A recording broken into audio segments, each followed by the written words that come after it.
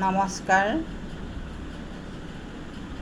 আপোনালোকে আমেৰিকাৰ ৰাষ্ট্ৰপতি আব্ৰাহাম লিংকনৰ কথা নিশ্চয় শুনিছে।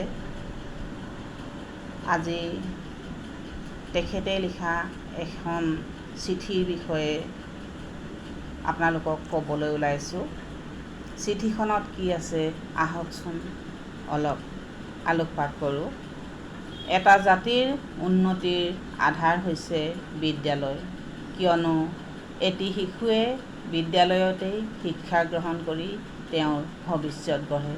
সেইবাবে বিদ্যালয়ত শিশুৰ সৰ্বাংগীন বিকাশৰ বাবে যত্ন কৰিব লাগে। আজিৰ শিশু কালিলৈ দেশৰ ভৱিষ্যত। এই কথা ভাবিয়েই আমেৰিকাৰ ৰাষ্ট্ৰপতি আব্ৰাহাম লিংকনে তেওঁ পুত্ৰ পঢ়ি থকা বিদ্যালয়ৰ শিক্ষকলৈ এখন চিঠি লিখিছিল।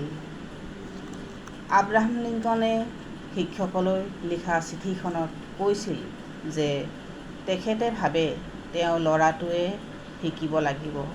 সকলো মানুহেই সৎ আৰু সত্যনিষ্ঠ নহয়, কিন্তু আপুনি তেওঁক কিতাপৰ মহিমা, কিন্তু লগতে এখন সেউজীয়া পাহাৰীয়া ঠাইত ৰ'দে ফুলে উৰি ফুৰা মৌ-মাখি, পখিলা, আকাশত উৰি ফুৰা চৰাই-চিৰিকটি আদিৰ শাশ্বত ৰহস্যবোৰৰ বিষয়ে ভাবিবলৈ নীৰৱ সময় দিয়ক।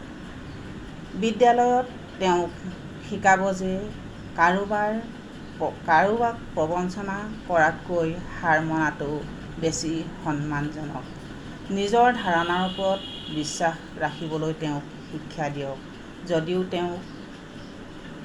যদিও প্ৰত্যেক মানুহে তেওঁক ভুল বুলি কয়। ভদ্ৰ মানুহৰ লগত নম্ৰ হ'বলৈ আৰু অভদ্ৰ মানুহৰ লগত কঠোৰ হ'বলৈ তেওঁক শিকাব। যেতিয়া প্ৰত্যেক মানুহে ৰাজপথৰ সমদলত চামিল হয়, তেতিয়া এনে মানুহৰ জুমক অনুসৰণ নকৰিবলৈ মোৰ ল'ৰাটোক শক্তি দিব। সকলো মানুহৰ কথা শুনিবলৈ তেওঁক শিকাব, কিন্তু সত্যৰ চালনিৰে সৰকি অহা ভালখিনিহে গ্ৰহণ কৰিবলৈ ক'ব।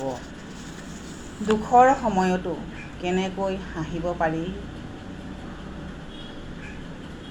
তাক শিকাব। তাক চকুলোত কোনো লাজ নাই। অসৎ লোকসকলক বিদ্ৰূপ কৰিবলৈ শিকাব আৰু মিষ্টভাষীসকলৰ পৰা সাৱধানে থাকিবলৈ শিকাব।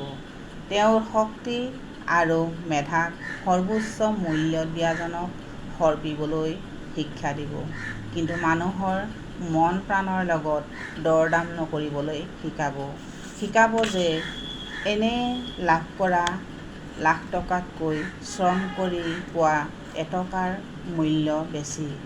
যেতিয়া নিজকে সৎপথত থকা বুলি ভাবে, কোলাহলৰ মাজত কাণ বন্ধ কৰি অটল বিশ্বাসত থাকি যুঁজিবলৈ শিকাব। তেওঁক কথাবোৰ নম্ৰতাৰে শিকাব, কিন্তু লাই নিদিব, কাৰণ উত্তম তীখাক একমাত্ৰ জুইত পুৰিহে পৰীক্ষা কৰি চাব পাৰি। ধৈৰ্যশীল হ'বলৈ তেওঁক সাহস দিব। নিজৰ ওপৰত সদায় মহান বিশ্বাস ৰাখিবলৈ ক'ব, কাৰণ তেতিয়াহে তেওঁৰ আস্থা থাকিব। মানৱ জাতিৰ ওপৰত এয়া এটা ডাঙৰ কাম। মোৰ পুত্ৰ এটি কণমানি ভাল ল'ৰা।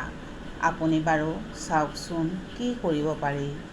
এই কথাখিনিৰ পৰা আমি বুজিব পাৰিছোঁ যে এজন ছাত্ৰক সুস্থ নাগৰিক হিচাপে গঢ়ি তুলিবলৈ শিক্ষকৰ অৱদান কিমান প্ৰয়োজন।